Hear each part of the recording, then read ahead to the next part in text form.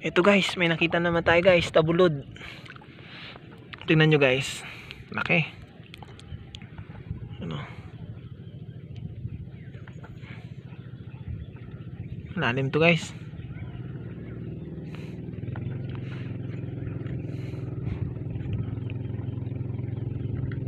Kailangan dito guys ng pangha. Parang tulad ng gulok. Yun.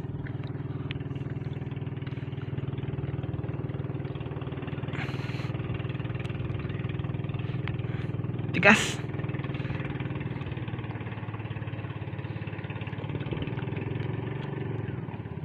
Ayun na guys, nakuha na natin. 1-0. Ito ay tinatawag nating tabulod. O sa English ay pen shells.